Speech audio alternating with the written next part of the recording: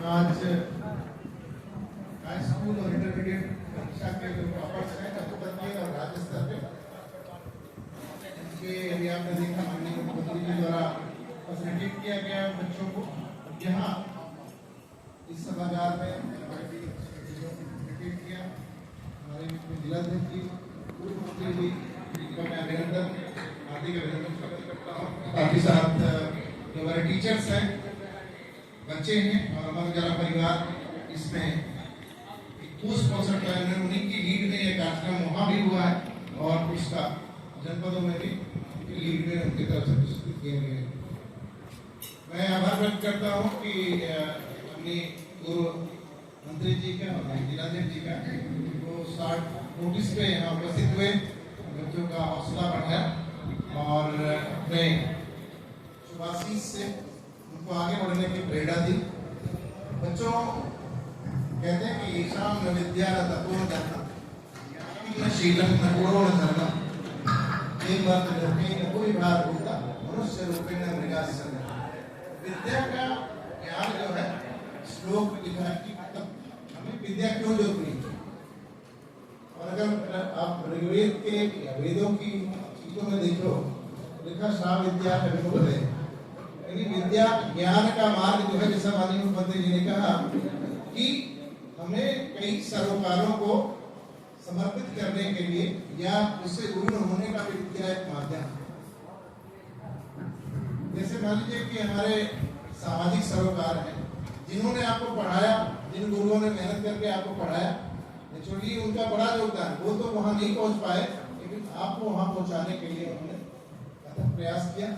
उनके प्रति सम्मान भाव और उनके पहले जो दक्षिणा होती थी तो वो दक्षिणा यही है कि उनके प्रति सम्मान भाव हो, उनके नाम को रोशन करें।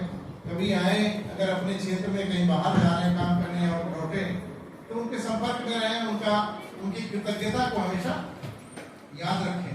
गुरु हैं, माँ बाप जिन्होंने आपको यहाँ पहुँचाया, अगर वो मान लीजिए पढ़ाते नहीं, फैसिलिटेट नहीं करते तो ये इतने लोगों के घरों में तमगे लगे हुए हैं, मालाएं लगी हुई हैं, वो शायद आप यहाँ परिश्रम आपका है लेकिन एक कहते हैं कि बीज उन्होंने डाला और उसके लिए उन्होंने आज के समय में बच्चों से ज्यादा माँ बाप पढ़ते हैं, लिटरली नहीं पढ़ते लेकिन उनकी व्यवस्था में लगे रहते हैं कि कहाँ कोचिंग कराना है, कहाँ क्या करना है।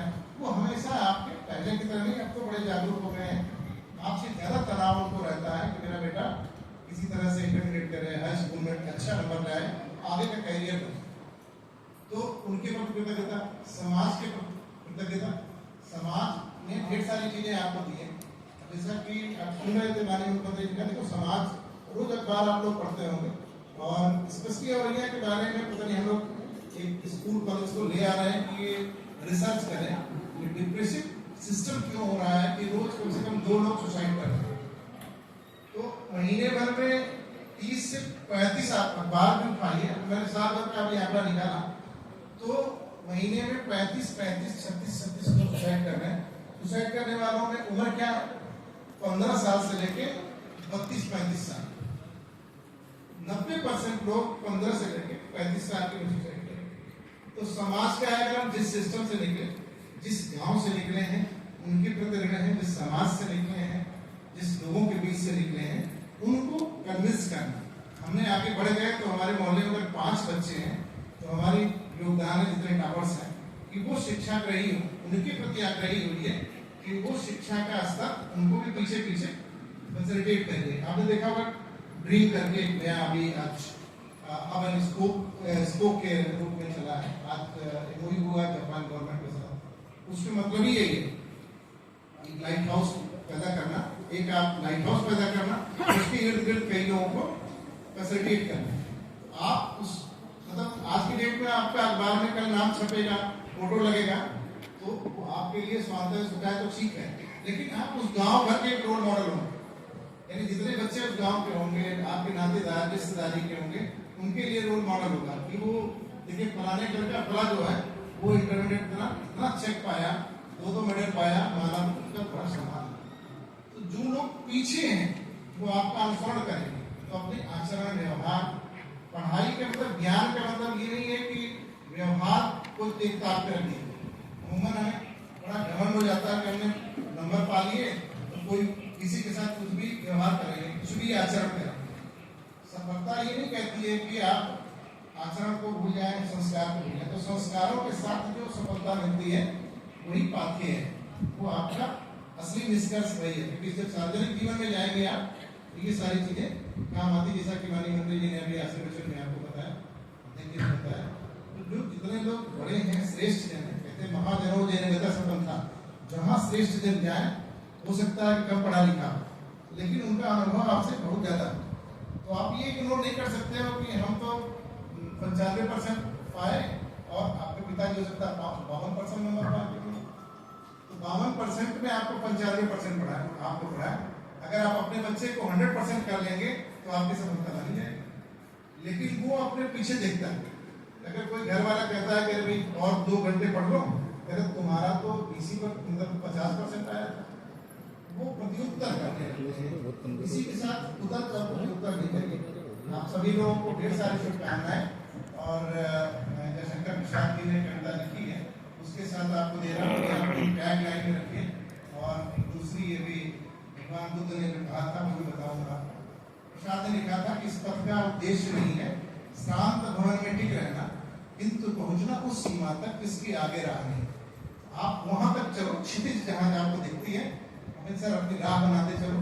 और हमेशा याद रखो कि अब इंटरमीडिएट के बाद आपको गुरु नहीं मिलेगा। एकेडमिक्स लाइफ में आपको सेल्फ स्टडी में ज्यादा ध्यान देना पड़ेगा। सेल्फ स्टडी के बारे में एक प्रसंग है भगवान बुद्ध का। जब भगवान बुद्ध अपने महापरिनिर्वाण के लिए अग्रसर हो रहे थे, यानी मृत्यु की तरफ अग्रसर थे, तो अपने प्रिय शिष्य आनंद ने उससे पूछा कि आपके बाद हमारे पथ प्रदर्शक कौन होगा, यानी मार्गदर्शक कौन। आपके जाने के बाद हमारा अगला मार्गदर्शक कौन होगा, जो गुरु बनाते हैं या उनके बाद बुद्ध। आपने देखा तो बौद्ध धर्म में भगवान बुद्ध के बाद कोई अगला शास्त्र नहीं।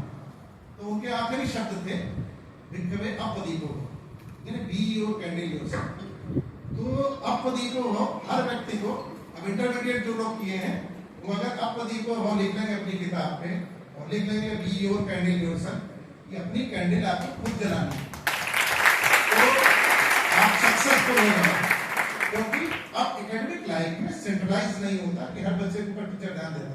वो एक लेक्चर पढ़ाएंगे, वो लेक्चर में 20 चीज नोट कराएंगे और किताब का रेफरेंस देंगे, इस रेफरेंस से ये चीज देख लेना। अब अगर आप मतलब अपनी दीपक जलाए हो, कैंडल लिए हो, तब तो समझ लो आपका टास्क बेरर हो, आगे चलो। अदरवाइज सब्जेक्ट तरफ पीछे होते जाओ।